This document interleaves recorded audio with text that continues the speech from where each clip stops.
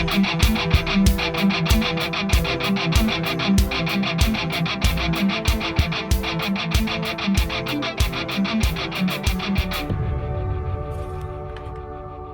Dr. Jerome Corsi, and today it is Thursday. It's January 18th, 2024. Thank you for following us here on thetruthcentral.com. We are doing podcasts every weekday. You can follow me on X at Corsi Jerome 1. That's at CORSIJEROME 1, all small letters all together. And Substack, we've got a Substack now which we're building rapidly, which is Jerome Corsi PhD altogether .substack.com. So please follow us on both. We're posting a lot of interesting material and starting to do interviews. And again, so we'll have interview material as well as articles written and covering a wide range of topics, from economics to politics to health, pandemic, the World Health Organization, climate change, all the craziness going on today. First story I want to cover is an editorial that has to do with the Davos man being humiliated. And this is a very interesting story. Article. It was written by Walter Russell Mead. It was an editorial in the Wall Street Journal. And he was indicating that it's a time of the year when all these corporate chieftains, policymakers, non-governmental organization, journalists, intellectuals, they all go to Davos in the Swiss Alps for this World Economic Forum, Klaus Schwab. And increasingly, people are aware that this is a group trying to create a new world order, trying to create a oligarchy ruling the world. They are totalitarian. They want control. One of their big spokespersons, a guy named Harari, is saying we need to depopulate. There's going to be too many useless people. That we have artificial intelligence now. The robots are going to take over. A few self-appointed oligarchs, billionaires like Bill Gates, will be fine in their private jets, and all the rest of us will be eating bugs. So what's happening is that there's an awareness. Klaus Schwab is shocked that the world isn't buying his nonsense. So the real scandal. This is the editorial that Walter Russell Mead is writing. He's saying the real scandal of Davos isn't that it's taking over the world, it's that it's failing. The Davos agenda, a global security order, an integrated world economy, and progress towards objectives including decarbonization, gender equality, and the abolition of dire poverty, is controversial in some quarters, but will shock even the editorial writer. And at some points, but it is neither secret, he said, nor particularly nefarious. Well, it is nefarious.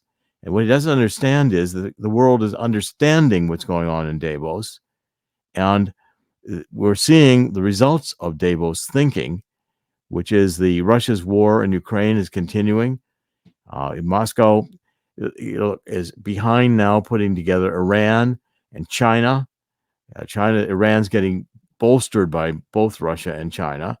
The Biden administration is saying that they want to have a second Palestinian state, created a new Palestinian state, either in Gaza or the West Bank. Well, that's just not going to work, not as long as Hamas would control that state, and Hamas is dedicated to the destruction of Israel. You can't have Palestinian state coexist with Israel when Hamas is ruling, because Hamas will just view the state as a transition to the next step of eliminating Israel. And it will reward Iran for having the October 7th attack by Hamas on Israel, which will be seen in the world in the eyes of Iran as they gained territory in a state because they conducted a terror attack. So that means let's conduct another terror attack and get more land, get more concessions. Biden administration is actually fueling the war because we're supporting the idea of a Palestinian state, which is the transition idea that Iran has for the way they're going to eliminate Israel without having to have a nuclear war. Of course, Iran is also developing nuclear weapons.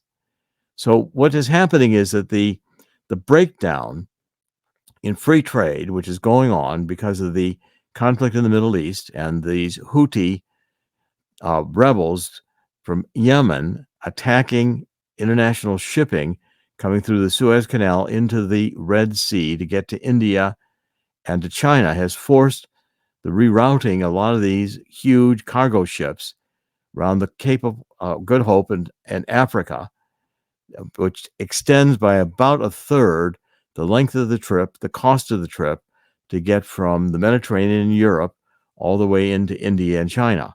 That's going to disrupt supply chains. We're seeing that having an impact even on the global warming agenda, which is falling apart, because increasingly companies are backing out of funding these offshore wind turbine farms. Without government subsidies, massive billions of dollars being poured into that, the entire renewable fuel transition is crashing and burning fast. And I really do mean burning, because these electric cars, electric buses burn. They just spontaneously every now and then catch on fire. And these fires burn very, very hot. And they're not easily put out because they can't be put out with water. They have to be put out with chemicals. So we have the EU falling apart. Germany is now deindustrializing. Germany's going through its own hardships on energy because Russia cut off the supply of natural gas to the European Union once the European Union imposed sanctions on Russia for causing the war, invading Ukraine. And the boomerang of these sanctions was Russia said, okay, we'll take your sanctions and you don't get our natural gas.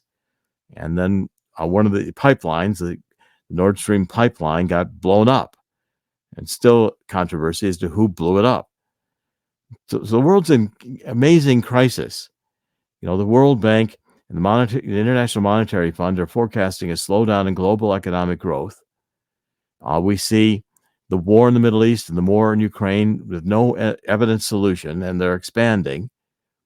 We have huge numbers of refugees coming out of the Middle East, going into Europe, which means a lot of Muslims are now going into Europe, and they don't mix with the European cultures. They remain separate. And the Muslim interpretation of the world is that they want to have Europe be Muslim like the Middle East. So against this background, the Davos group are out there saying, we want to have central bank digital currency, we want to have a surveillance state, and we've got some remarkable footage to play for you. Chris has found a clip here that we're going to play that shows the president of the World Economic Forum with this guy, Jake Sullivan, who goes back to Hillary Clinton. He's in the State Department, and he's wanted to do everything like expand NATO into Ukraine. He was one of the forces that was behind the Trump impeachment because Trump dared to mention in a phone call with Zelensky about the Biden corruption, and the State Department is protecting Biden, the Department of Justice to protecting Biden. Obviously, with Biden corruption, the country's saying, how can we have a president whose son, Hunter Biden, is obviously doing massive amounts of drugs with prostitutes and with this disgusting laptop, and no one does anything about this, with the Biden family was given permission by Obama to go around the world and get bribery from Ukraine, from China. Biden's now worth millions and millions of dollars, largely on this bribery scheme, and is all tolerated. Now, the World Economic Forum, let's play this clip because I think it's kind of shocking, their outright admission that they want to create a new world order. Chris, you want to play that clip? We are on the way to a new order, so we are between orders. Do you agree with that, or are there ways of what are we able to keep on the positive side from the old order to bring into a new world order, and how can we avoid that new world order becomes like a jungle growing back, and we rather have an order based on international law and the principles that have brought us prosperity and freedom for decades? We are, the post-Cold War era has come to a close. We're at the start of something new. We have the capacity to shape what that looks like. And at the heart of it will be many of the core principles and core institutions of the existing order. adapted for the challenges that we face today. And that's a lot of what I tried to lay out in my remarks. Some of that goes to geopolitics and how we build or update the international economic order in ways that address the needs of working people, address the climate crisis. I mean, these guys are crazy. What Jake Sullivan's talking about is a Justice Department that's politicized, surveillance organizations that monitor everything you do, work permits based upon whether or not you take vaccines. This is a submit agenda, and it is a collectivist agenda. It's fundamentally, and I implore you to take a look at, to study this in detail. I've written this book, The Truth About Neo-Marxism, Cultural Maoism, and Anarchy. And these are the principles these people live by. Unless you understand, this is a neo-Marxist movement, and its goal is to destroy the current order. Its goal is to depopulate. We don't need all these billions of people. Its goal is to destroy a middle class, because the middle class is one of the foundations of freedom. We've known this since Aristotle. Aristotle said, we want a stable state, build a stable middle class. These people want an oligarchy, and they want everybody else to be serfs. They want to go back to essentially the organizational structure that was in the medieval world, where there were few kings who had built huge castles, few rich people who gave themselves titles. They were the lords, and they were knighted, and everybody else lived in thatch huts and had a miserable existence. Particularly, one of the fundamental things about Earth is it's not an easy place to live on. And by the way, it does not do so well when it's cold as it does when it's warm. If you go back and study it, and we're not teaching history enough. People lived in caves in prehistoric times for a fundamental reason: cold. And we're coming out of an ice age. They had to have fires. Well, you can't have fires in the cold. Caves, at least you could be, but these caves were smelly, miserable places where huddles of people lived, and they had to go hunt wild animals in order to eat. And this is a very, very brutal existence. And it took humans centuries to get to the point where we went through 2 world wars. We have a middle class finally being built in the post-war era. And Jake Sullivan saying we need a new world order, which means we're going to destroy the world order that produced prosperity, getting to 8 billion people. And these geniuses think that by destroying life, by destroying the current order, they can build their new world order. Now, the second story going on in the World Economic Forum has to do with the Argentinian president, this guy named Milei, who was formerly, I believe, an actor, again, like Zelensky, a comic. But this guy was very, very outspoken, and he was against Pedronism, which is socialism. He was saying and campaigned on the fact that Argentina, which has this, high-level culture, and Argentinians are always consider themselves to be special Europeans, better than the rest of South America. Even the Spanish they speak is Castellano. It's a different pronunciation, different form of Spanish. The high culture in Argentina, excellent cuisine and literature and education. It's all fallen apart under Pedronism, which is socialism. And now it's massive, massive inflation, 200-300% inflation. It takes maybe 800 pesos to $1. The inflation has been around 200%. The official exchange rate for the peso fell past 800 to the US dollar, with rates of more than 1,000 to the dollar on the black market. So Argentinians gravitated to this Javier Milei, who they elected to be president, and he is on a path to reduce and eliminate the massive bureaucracy in Argentina, like in the United States, to end all of these giveaways. He's a libertarian, and he's shaking up a lot of the left's agenda. And the left's agenda has dominated the last few years, especially in the Trump era, where the globalists, the New World Order crowd, the World Economic Forum, are just running naked to the finish line. They don't care if you see what they want to do anymore. They're just going to pull it off. They have learned how to engineer crises. We'll have a pandemic. We'll lock everybody down. They have engineered government control with a massive surveillance state. We'll cover that in a minute, but people in Germany are getting prosecuted for thought crimes. So this another editorial, which is written by the same author, I believe. This is again Walter Russell Mead in the Wall Street Journal, and he's saying that it'll take courage, vision, and luck and skill to dismantle the dysfunctional institutions and policies that hold Argentina back, because Argentina is now controlled by bureaucracies, and it's controlled by these collectivists who want to impose a collective order. It's like Rousseau started a lot of this with the general will and the common good, and we have to determine policy and what's right and best based on the collective need, not on individual freedom. So Perón wanted an Argentinian economy that was based on state-directed investment, with officials under his thumb selecting favored industries and telling them how to do business. It created an iron triangle of government bureaucrats, business dependent on government incentives and protection for profits, and unions fighting for government subsidies to the corporations that sheltered them.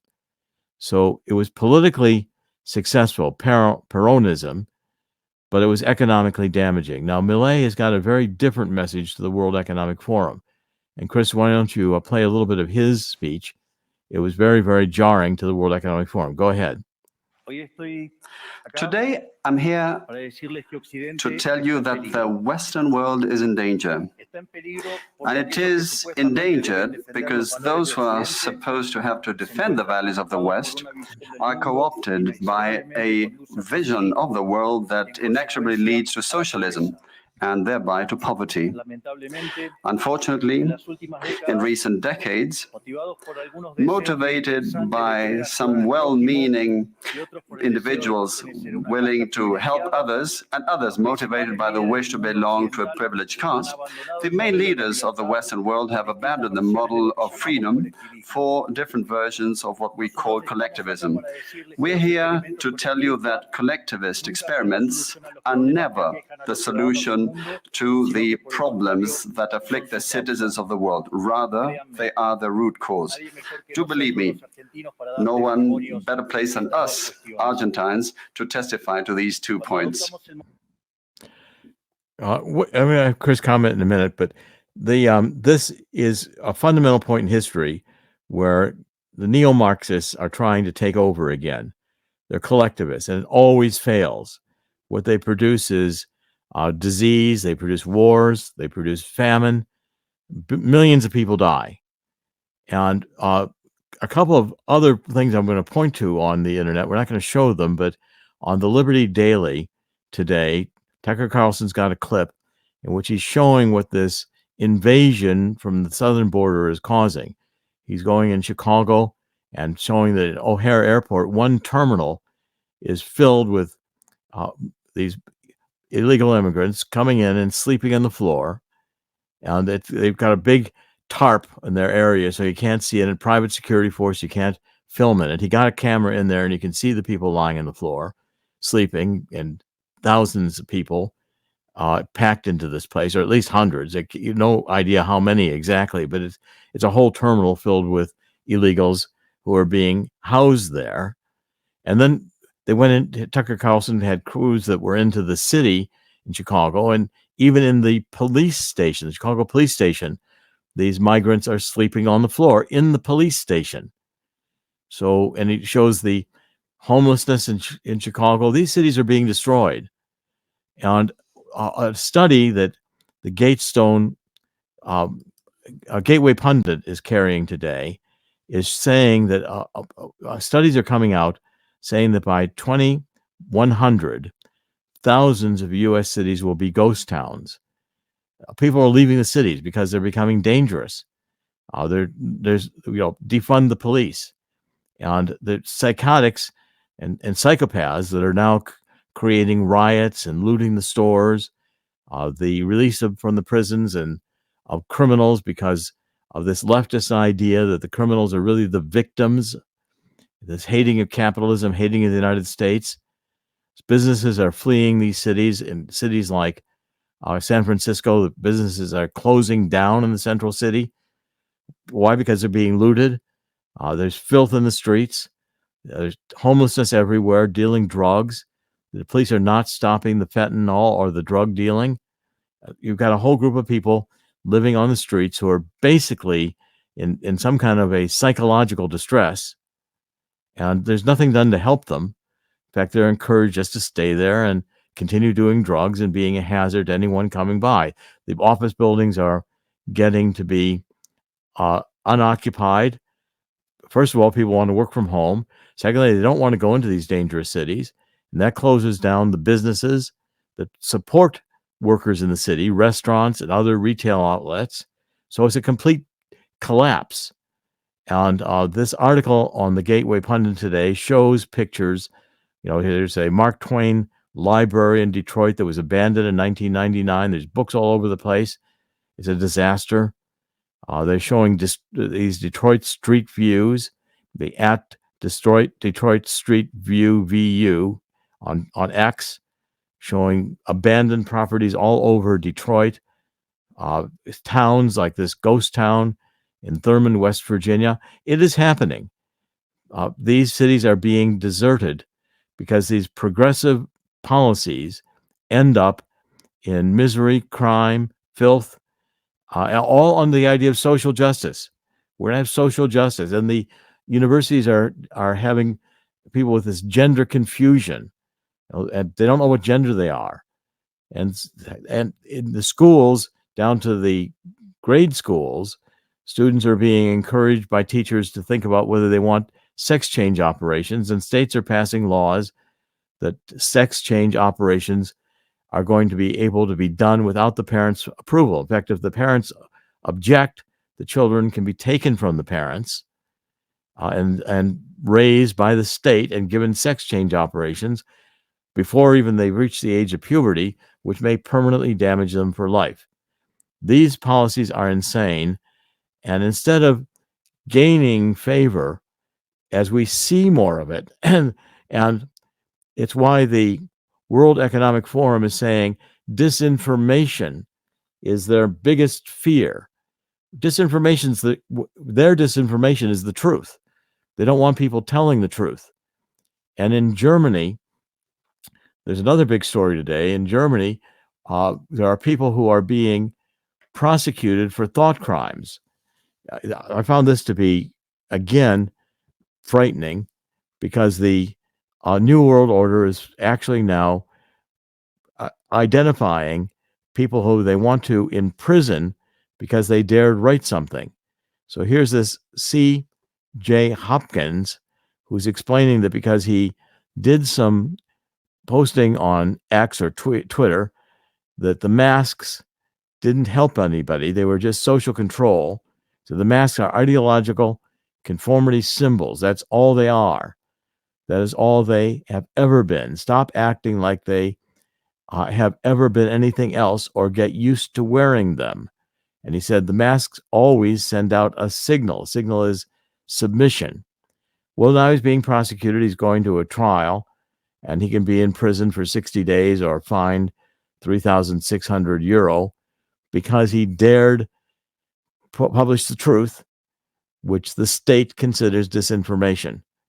And finally, in this sequence, another story that is out there today is that Tucker Carlson was covering this. A number were covering this. Fox News covered it.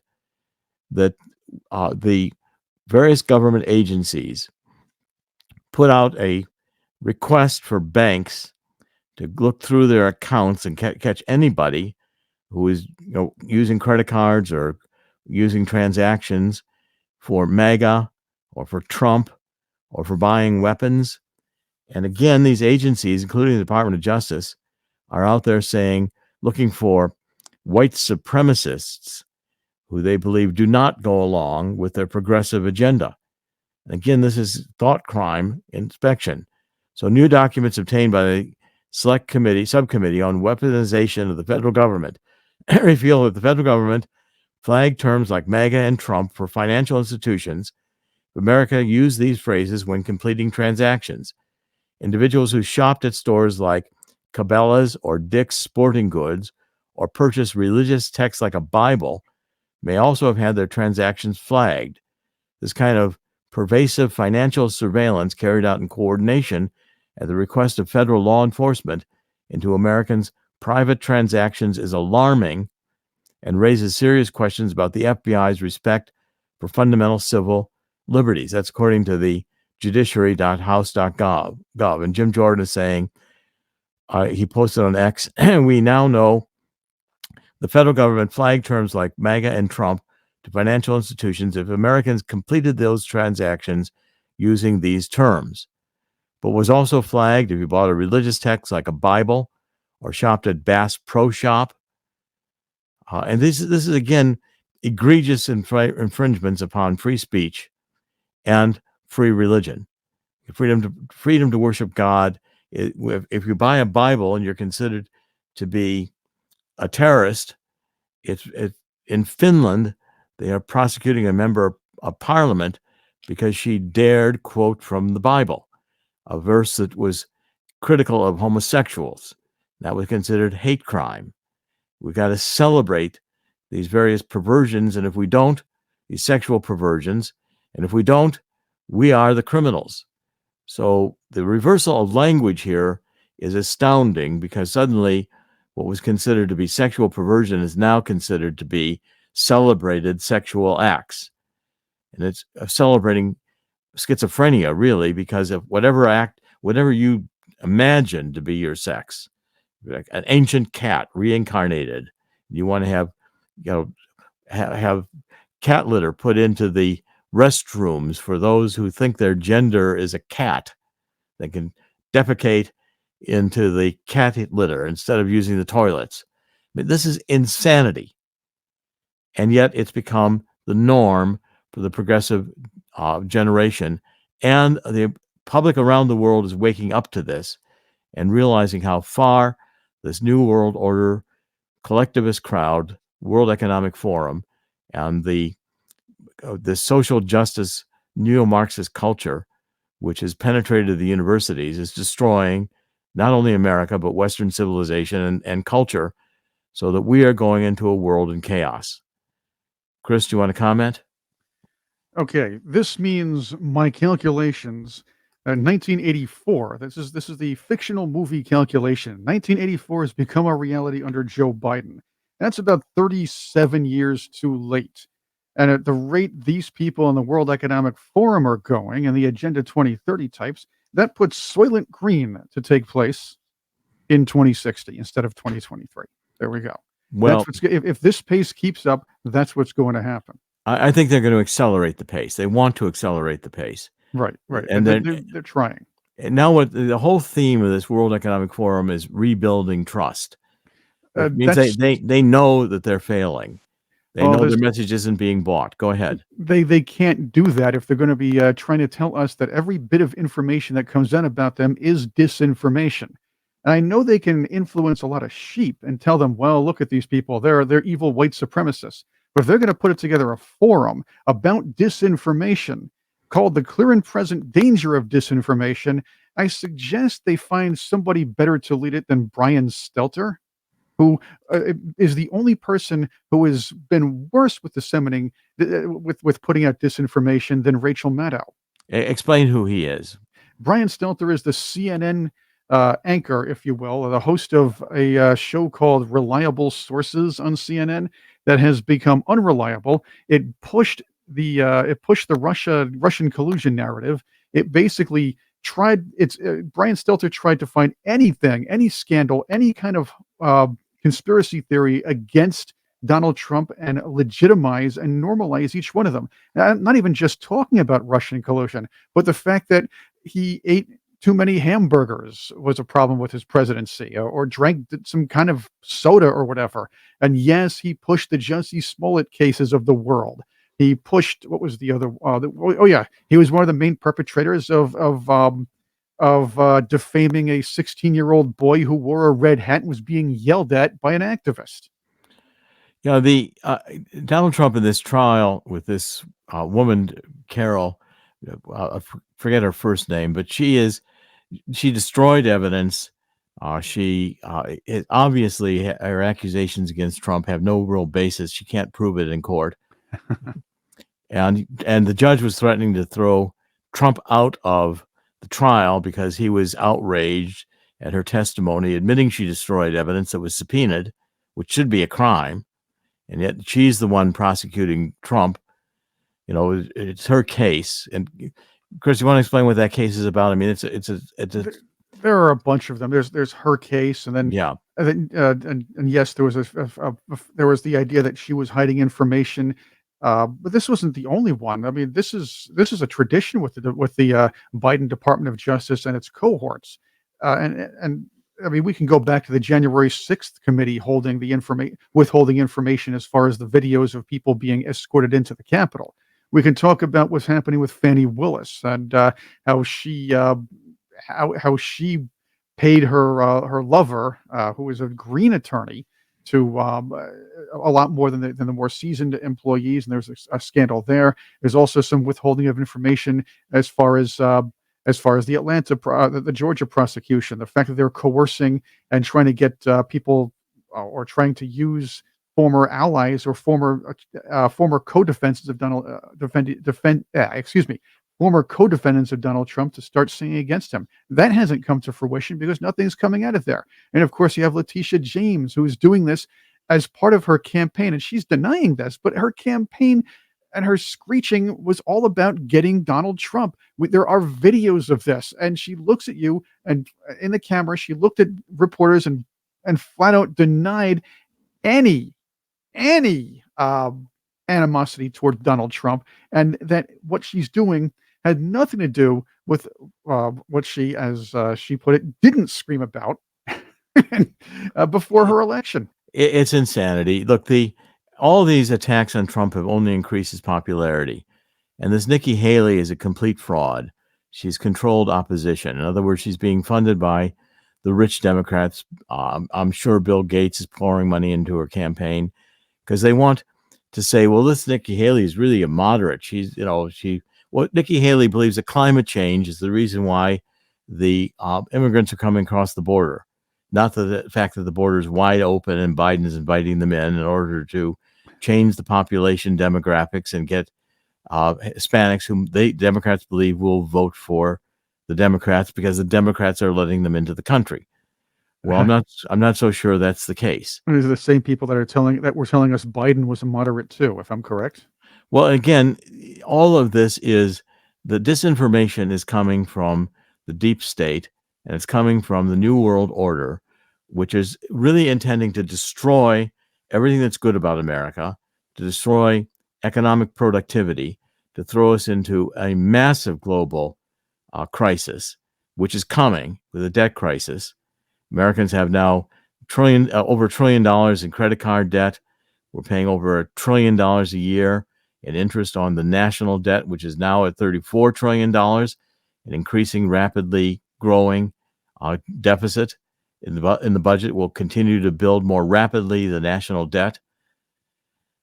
Let's take a minute and say this is the time to really get some gold. I'm telling people what's going on here now will probably stay reasonably stable through this year because it's an election year, and the Federal Reserve and the other powers that be will try to keep things on an even keel until they decide to destroy Donald Trump. Then we could see another round of another pandemic to force a lockdown, so we have to do mail-in balloting. They may see Antifa and Black Lives Matters back out in the streets. And so therefore, I'm telling you, get some gold. And first, one of our sponsors, which has been a long-time sponsor, Swiss America. I worked with Swiss America for now almost 20 years. They're an excellent company. We have a free book, which Chris is going to show you, which is this, how the coming global crash, which is coming, will create an historic gold rush. And I go through the economics of the past two times when we had the 1970s another energy crisis. We've got an energy crisis going on with the Green New Deal. When 2008, 2009, we had a credit crisis with the collapse of the subprime real estate. We've got a credit crisis going on all over the world right now with huge amounts of debt outstanding, both in terms of governments and in terms of individuals. So to get a copy of this free new book, call Swiss America at 1-800-519-6268.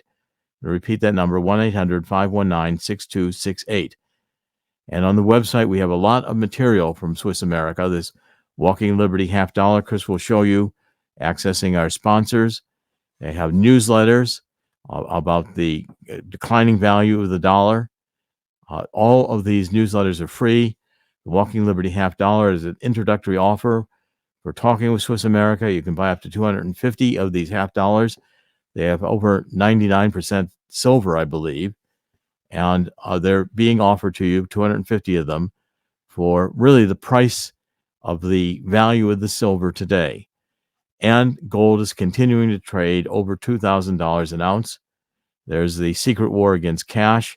That's another free newsletter you can get. You can get a number of these free newsletters from Swiss America. Please start educating yourself on how gold performs when economies collapse. Timeless Truth About Gold and Silver, another newsletter you can get. So there's a lot of content on the Truth Central to get newsletters and inform yourself about the value of owning some gold and some silver in an environment where economies are going to crash and your investment and your dollars are going to have less purchasing power. Look at what $100 buys at the grocery store today versus what it bought a few years ago. And you can see how much prices have increased. That reduces the standard of living when incomes have not increased to keep pace with the increase in prices. And that's been another artifact of the Biden years. Okay, let's continue. A couple more stories I want to cover today. One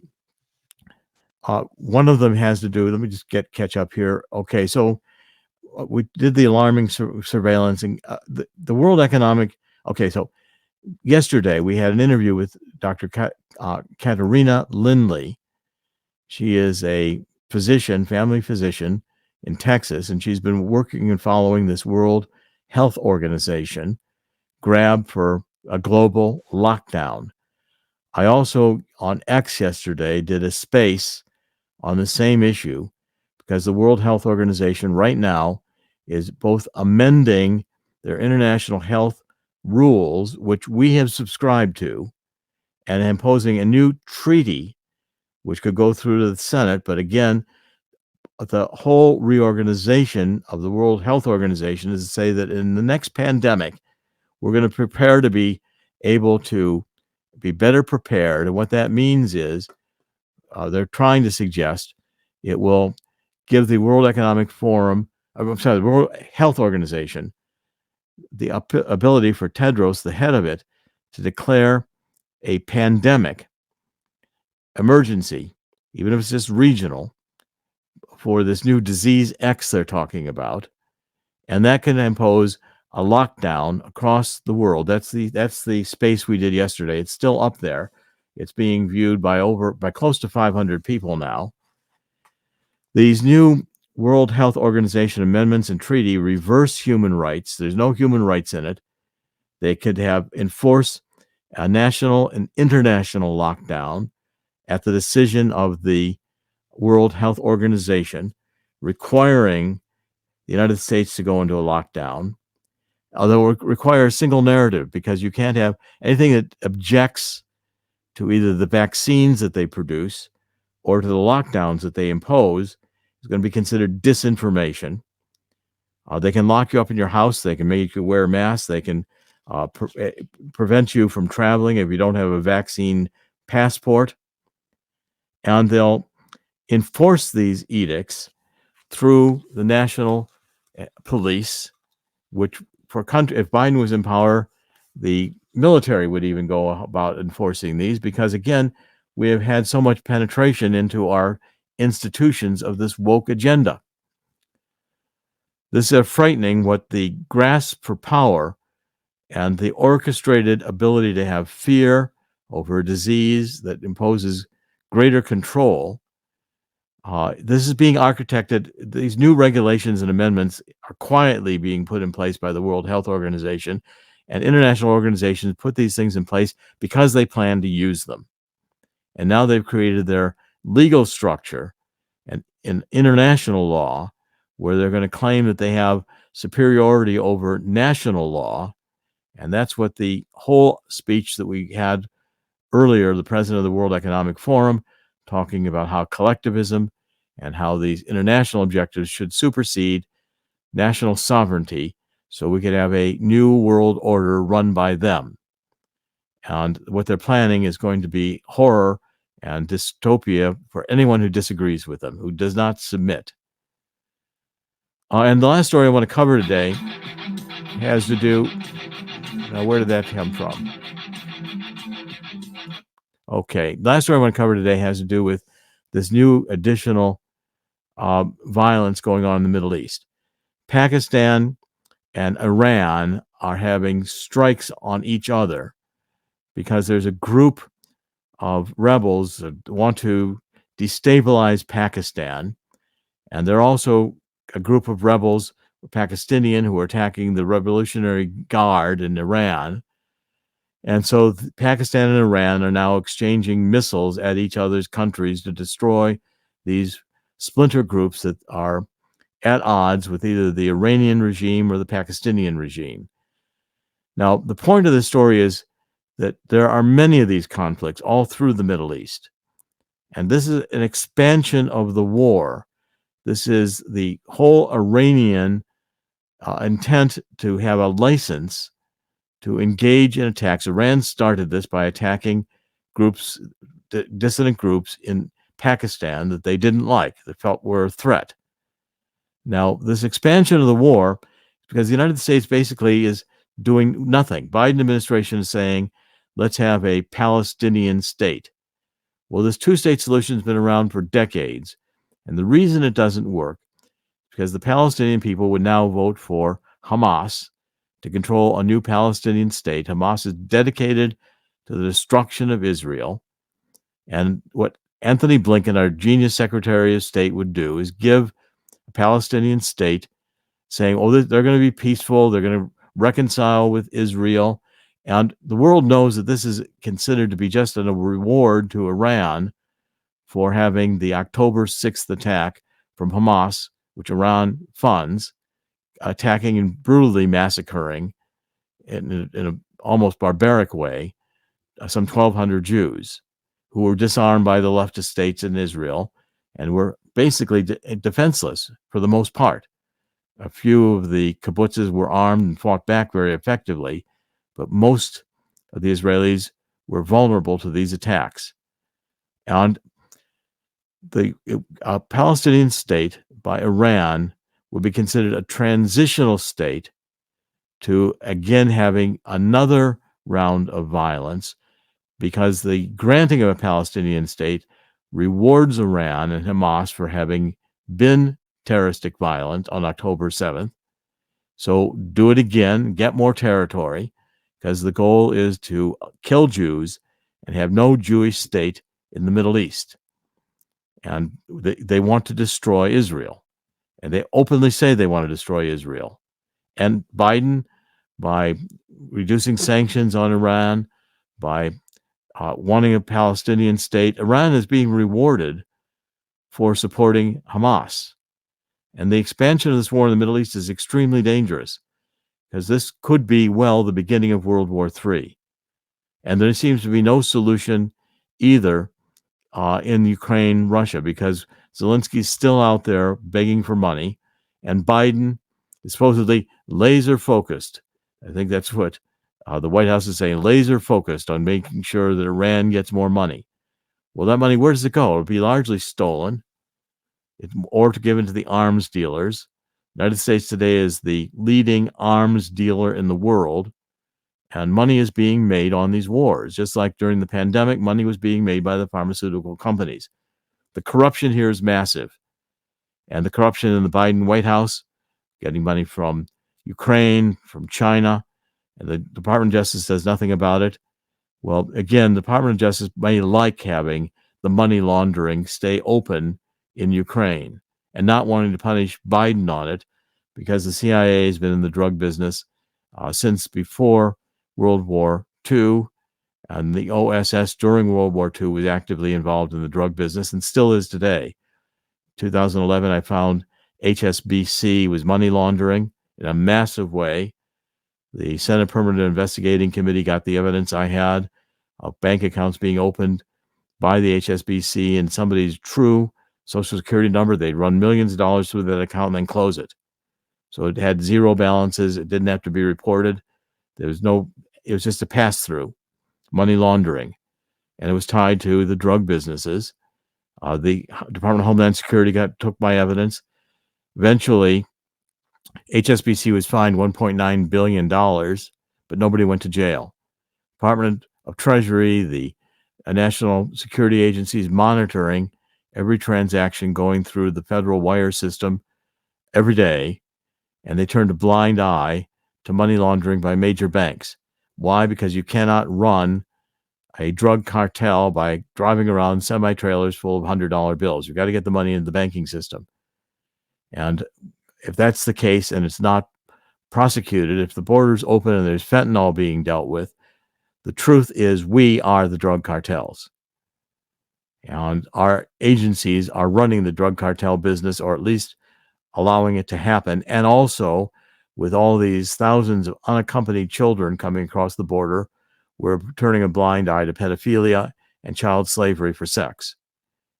This is entirely a dark, dystopian world, and it's being intentionally created by those who want to destroy the middle class and destroy this current established order, in which humanity has thrived, gotten to 8 billion people. We could get to twice that number, except that these few oligarchs who want all the resources of the earth for themselves think we'd be a much better place if we only had maybe a few 100,000 people, and then the machines running the place with them becoming transhuman.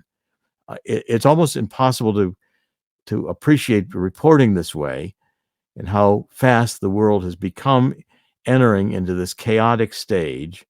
But here we are, and we need to know the truth, and we need to see how dark it is. Chris, any final comments before we wrap up? Basically, what we're seeing throughout this entire show is that Klaus Schwab and the Davos crew are very upset that their organization, the World Economic Forum, has not slowly, well, I'll say slowly, gradually, but not too slowly, evolved or devolved into a true worldwide subject of ridicule. I mean, we made fun of it for years, but I mean, more people are knowing what they're doing and just saying, enough, you people. They're taking it to the voting booths, and these people are going to realize that their disinformation is basically a joke, or going to be one at this point. Now we're going to watch what their next move is and see what they do. They try to take things by manipulation and force, like they've done, what they try to do between during the lockdowns and around there. But the point is, a lot of things they've been saying have been exposed as lies, and yes, again, disinformation. So again, the World Economic Forum is a huge joke, a subject of ridicule, as it should remain. Okay, so let's wrap up. This is Dr. Jerome Corsi. Today is the January 18th, Thursday, January 18th, 2024. TheTruthCentral.com. We're doing podcasts every weekday. In the end, God always wins. God will win here too. The satanic agenda will not succeed. People will wake up and oppose it. Now, the solution in the Bible is 2 Chronicles 7:14. Read that passage. Read those verses right there. They say we need to get on our knees and ask God's forgiveness for letting the world get to this point. Too many babies have been killed, chopped to pieces by abortionists in the womb. This is a satanic movement. These people hate life that only God can create, and they want to kill, which is at the center of their agenda. That's Satan harvesting souls. If we follow 2 Chronicles 7:14, the passages say God will hear our prayer and heal our land. It's going to take healing. We will get a judgment of God. We're in the process of getting, the wars are happening. People are sleeping in the streets in massive numbers. Our cities are being invaded because we have not done this systematically. That we should welcome immigration if it's controlled, if it's not just letting anybody across the border without concern about disease, crime, drugs, sex slavery with children, pedophilia. This is chaotic, and Satan's in control. But I don't believe that God created human race for it to fail. It's just that the judgment of God will be massive, swift, and decisive. If we see this darkness, maybe we can get past it to reject this collectivism lie. It goes back to the Garden of Eden. Just take of this fruit, reject God, follow Satan. Satan saying, I can perfect this place, and I can make you the ruler here, and you'll really be happy. You just follow me. Following Satan leads to kinds of perversion we're seeing rampant today, pervading our institutions and creating chaos. This has got to end, and I believe we are in the process of rejecting this dark agenda. God willing, it will be done. We'll reject this agenda once and for all. Dr. Jerome Corsi, thank you for joining us. We'll be back tomorrow. God bless.